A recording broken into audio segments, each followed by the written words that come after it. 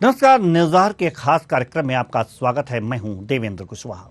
आज इस कार्यक्रम में हम बात करेंगे छत्तीसगढ़ में बीजेपी के सीएम चेहरे की, जहां बीजेपी ने किसी को भी अपना सीएम चेहरा नहीं बनाया। साथ ही बड़े नेताओं को विशेष आयोजनों से दूर रखा जा रहा है। ऐसे में कांग्रेस का कहना है कि बीजेपी अपने नेताओं को ठिकाने लगा रही है। क्या है सच? साथ ही सीएम चेहरा घोषित न करने के पीछे क्या है कारण, जानने की कोशिश करेंगे इसी कार्यक्रम में। तो आइए शुरू करते हैं। बीजेपी का चेहरा कौन?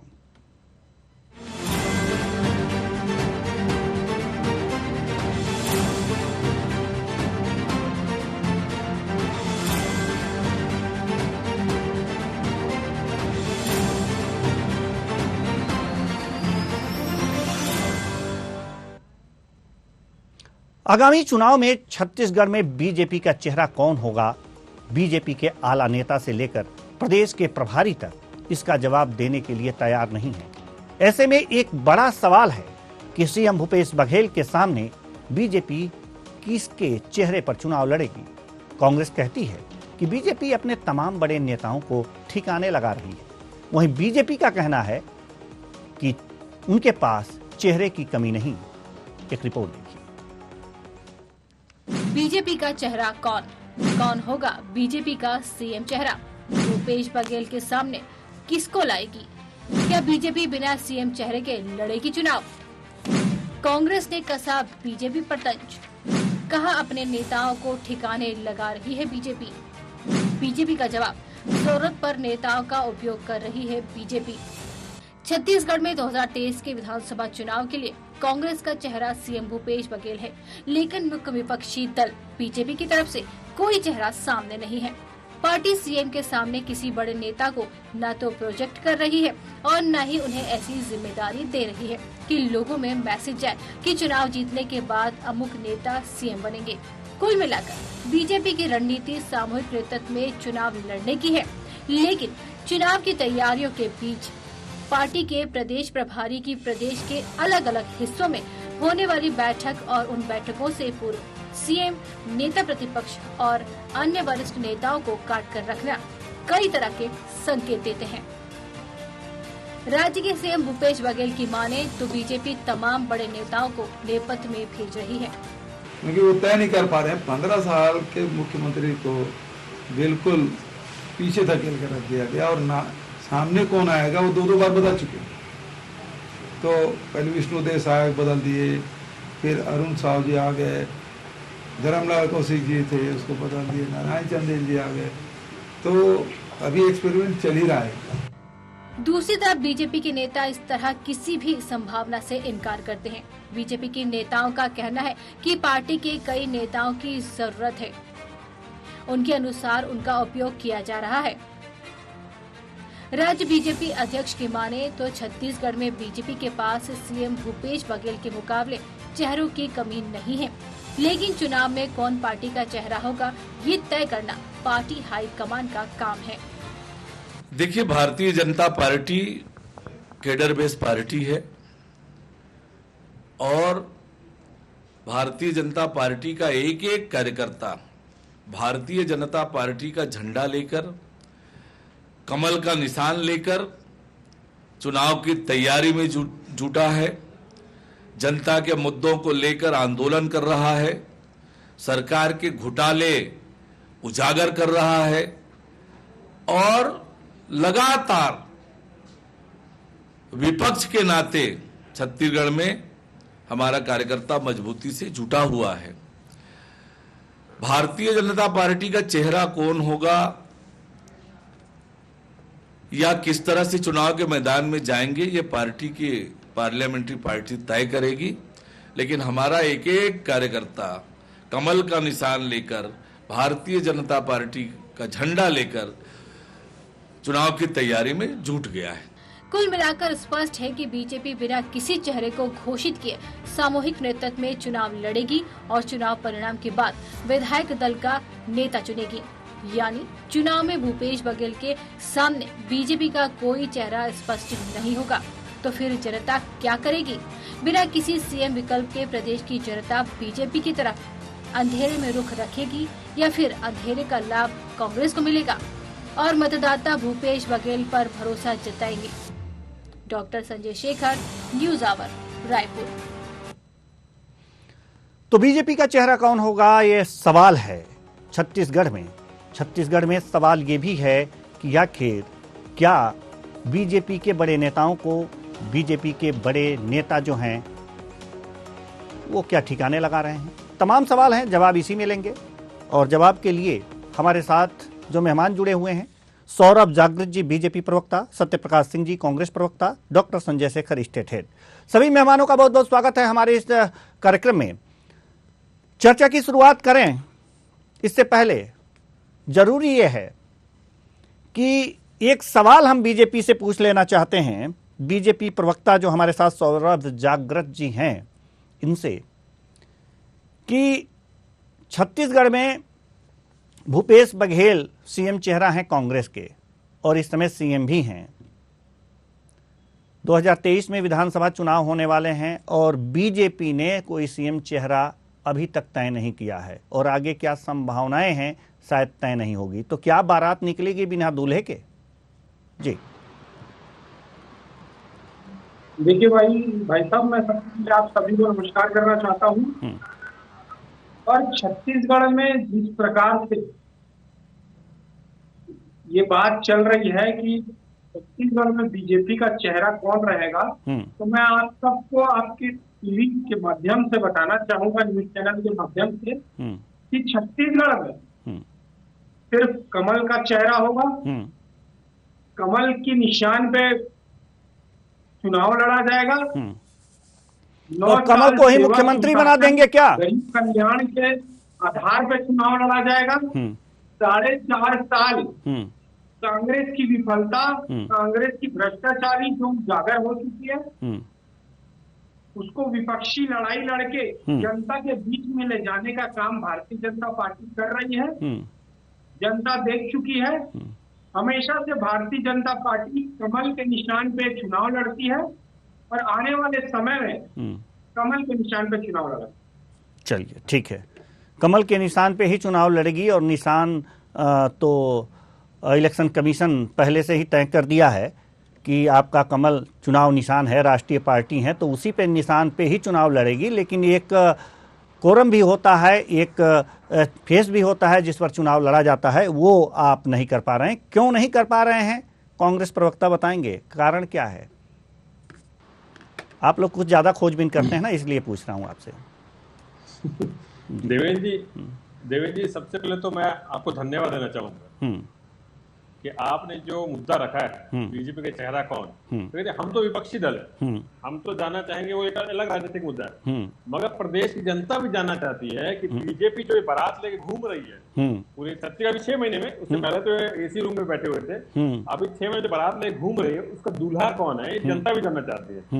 और देखिए, पहले आपको मालूम है ये रीति रिवाज इन्होंने चालू किया है, हर किसी को मालूम है भारत देश में कि पहले मुख्यमंत्री चेहरा सामने रखते फिर चुनाव लड़ते।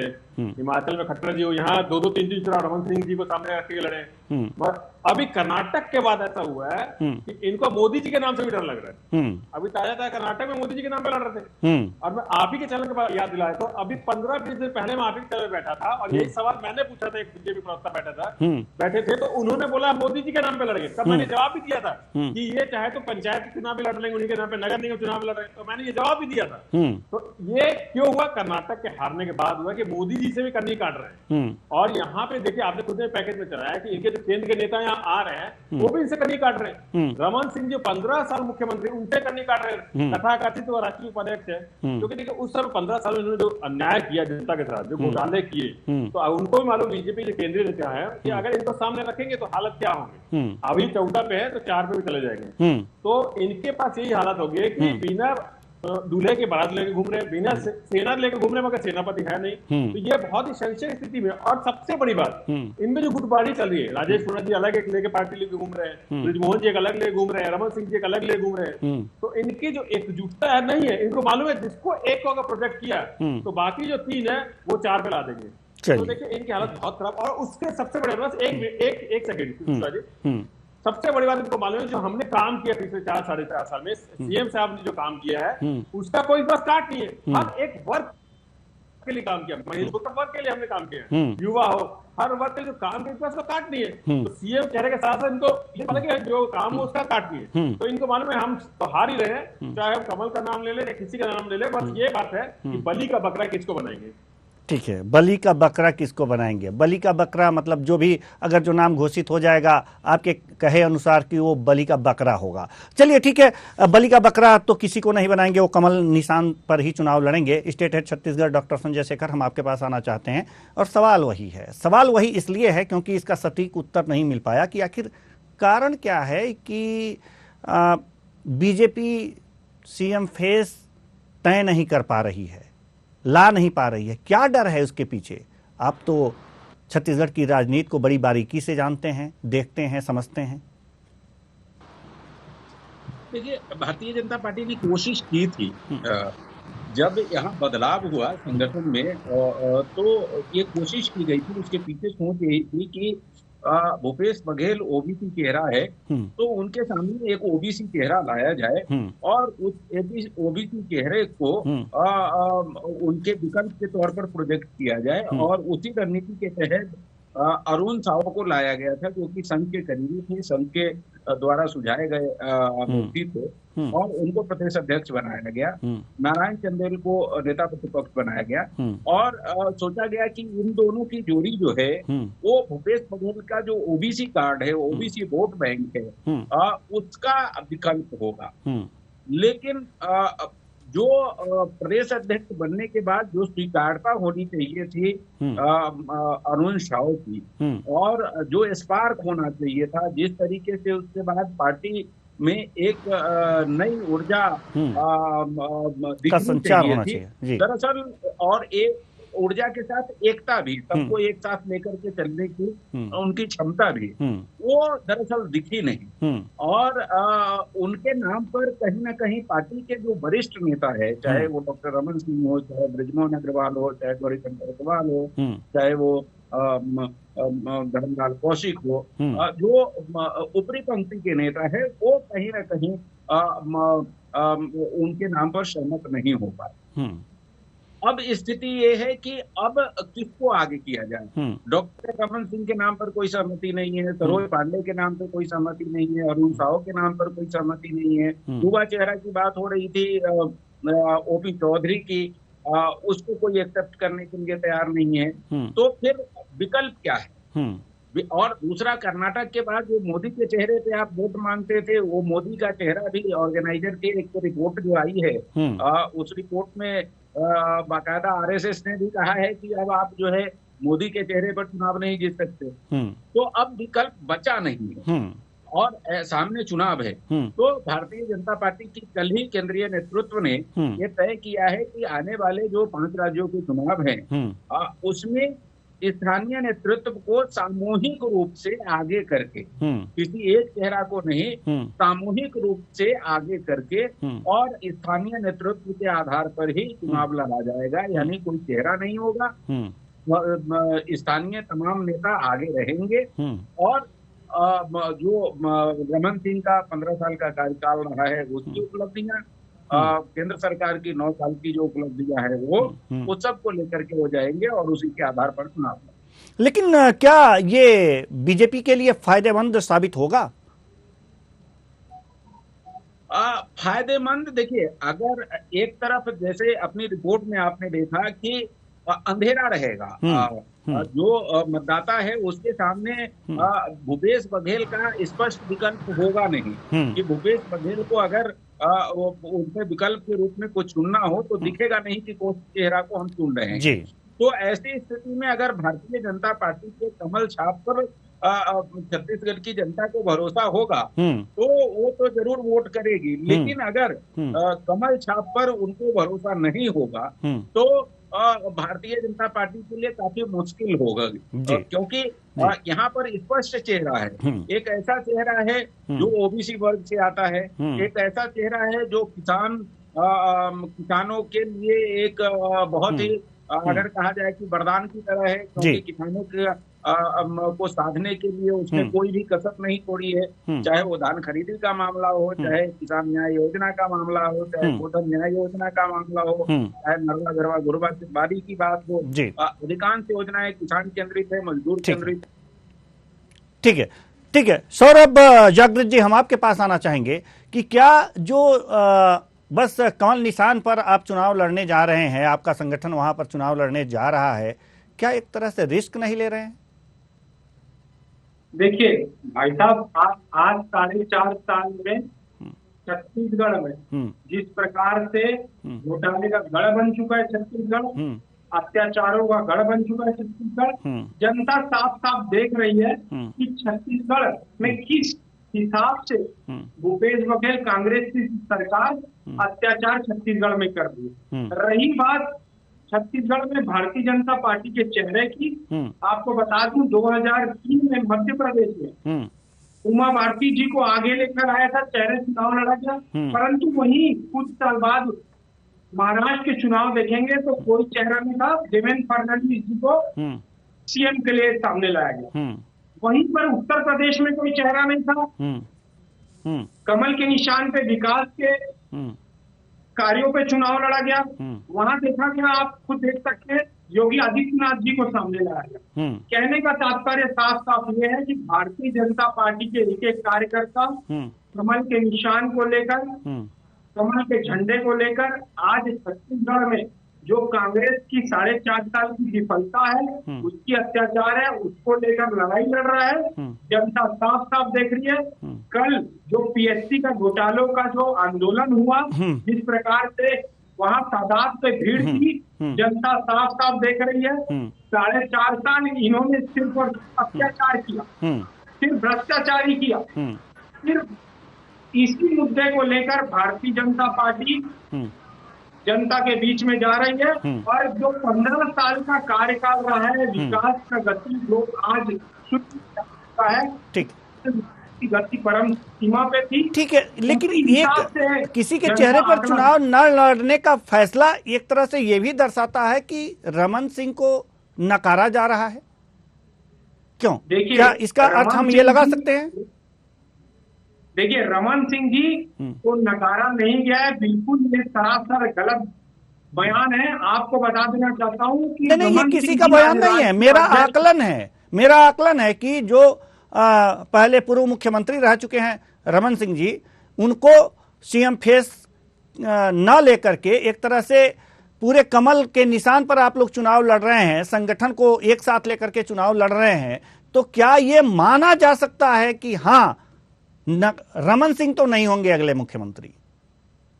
देखिए, पिछले बार भी चुनाव में रमन सिंह जी के जो कार्यकाल थे, उन्होंने 15 साल कार्यकाल जो किया, उसके विकास पे चुनाव लड़ा गया था। उस समय भी कमल का निशान था। कमल का निशान ऐसा नहीं है कि सिर्फ रमन सिंह जी के चेहरे पे लड़ा गया था, कमल के निशान पे चेहरे चुनाव लड़ा गया था। वो आपकी राजनीतिक पार्टी है, आपका चुनाव चिन्ह है, वो तो रहेगा ही, वो तो रहेगा ही। मैं वही कह रहा हूं, कहां कोई दूसरा लेके जाएगा? व्यक्ति विशेष पे पार्टी, भारतीय जनता पार्टी किसी व्यक्ति विशेष पे चुनाव नहीं लड़ती है, कमल के निशान पे चुनाव लड़ती है। परंतु जिस प्रकार से छत्तीसगढ़ में आज 4.5 साल कांग्रेस साल की पूरी विफलता रही, हर घोषणा पत्र फ्लॉप घोषणा पत्र रहा, जनता देख रही है, साफ साफ नजर आ रहा है कि भारतीय जनता पार्टी को कोई चेहरे की जरूरत नहीं है, सिर्फ कमल निशान और 15 साल चेहरे की जरूरत नहीं है, और 9 साल सेवा सुशासन गरीब कल्याण का जो कार्य हुआ है, जो जन जन तक पहुंचा है, सत्यप्रकाश जी, जनता पार्टी ठीक है, ठीक है, आपकी बात समझ में आ गई। सत्यप्रकाश जी, सत्यप्रकाश सिंह जी, क्या लगता है आपको कि रमन सिंह जी को यहां पर किनारे किया जा रहा है?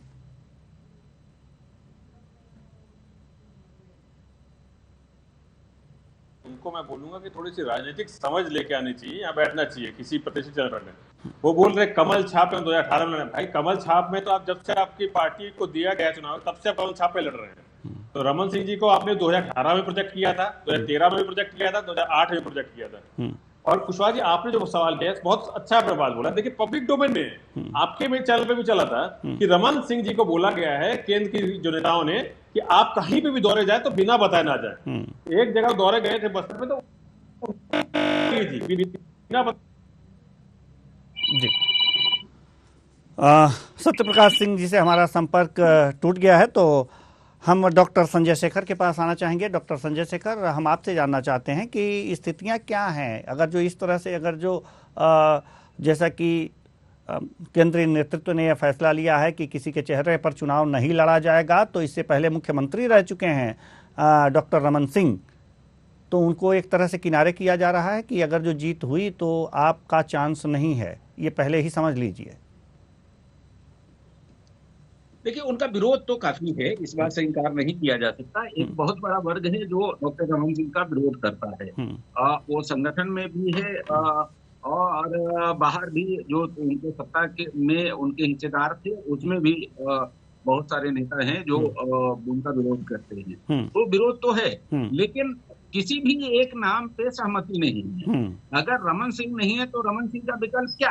रमन सिंह का विकल्प भी तो होना चाहिए जी। और एक बात आपको मानना पड़ेगा कि अभी छत्तीसगढ़ में जितने भी नेता हैं उसमें अगर लोकप्रियता के लिहाज से देखा जाए, अगर व्यक्ति के हिसाब से देखा जाए, तो सबसे ज्यादा लोकप्रियता डॉक्टर रमन सिंह की ही है, क्योंकि वो 15 साल मुख्यमंत्री रहे हैं। छत्तीसगढ़ के चप्पे चप्पे में वो घूमे हैं, जाने हैं, कार्यकर्ताओं से मिले हैं, उनका चेहरा छत्तीसगढ़ के सभी जनमानस के बीच में है। तो व्यक्ति के रूप में सबसे ज्यादा अगर लोकप्रिय है तो डॉक्टर रमन सिंह ही है।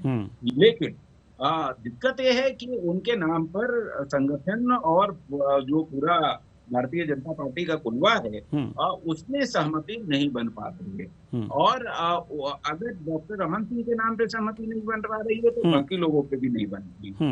तो भारतीय जनता पार्टी के पास विकल्प यही है कि वो सामूहिक नेतृत्व में चुनाव लड़ेगी और सामूहिक नेतृत्व में चुनाव लड़के बाद में अगर भारतीय जनता पार्टी जो बहुमत का आंकड़ा है उसको पार करती है, विधायक दल के बैठक में चयन किया जाएगा कि मुख्यमंत्री कौन होगा।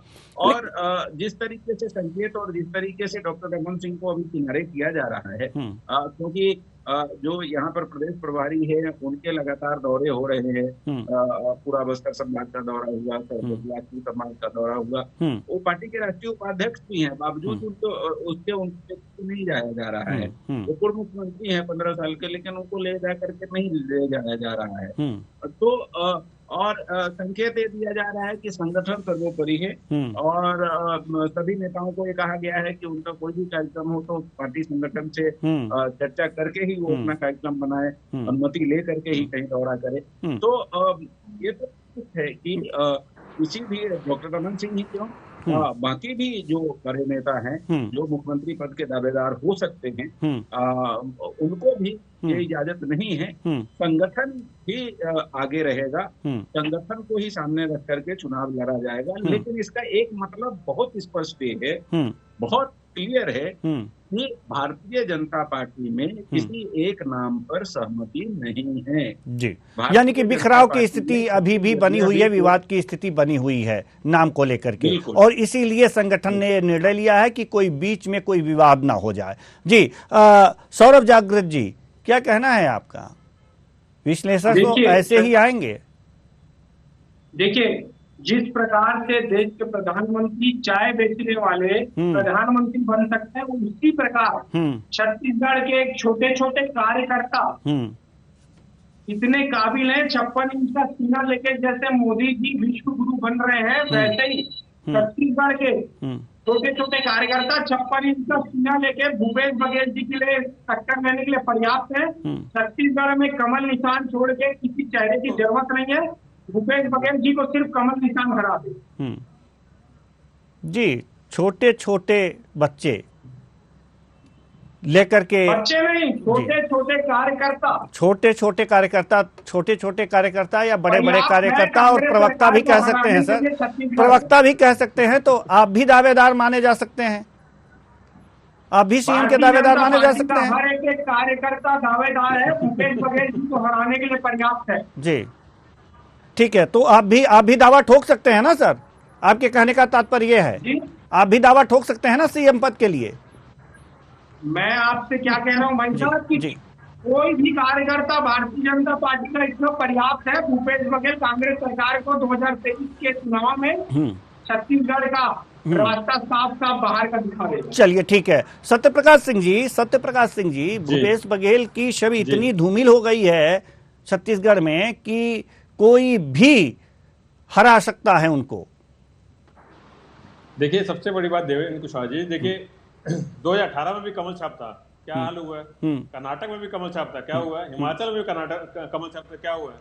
तो ये सिर्फ और सिर्फ एक आपके सामने या जनता के सामने ये दिल बनाने के लिए अच्छा है। कमल रहे कमल छाप पे हरा देंगे। अरे आप अभी 4 साल में एक उपचुनाव नहीं जीत पाए कमल छाप के नाम पे, एक नगर निगम नगर परिषद में क्या हालात हुए आपके सामने है। तो ये कमल छाप का क्या हो रहा है सबके सामने है। मोदी जी कर्नाटक में क्या हुआ वो भी सबके सामने है। तो इनको मालूम है कि हमारी हालत क्या है। अभी मैं अगर अभी इनकी बातें शुरू तो उसके हिसाब से मेरे को ये लग रहा है, जो मैं बोला था बलि का बकरा, उसमें कमल छाप को बलि का बकरा बनाएंगे कि हम कमल के छाप पे लड़े थे ना, हम हार गए। और देखिए एक मैं उस समय बोल रहा था, ये बोल रहे थे कि हम योगी जी का नाम लिए, वहां पे हम नहीं बाद में लेके आए। फिर एमपी की बात की तो शिवराज सिंह जी के नेतृत्व में ये कितनी में लड़े, रमन सिंह जी को लेकर आए, खट्टर जी के नेतृत्व में लड़े।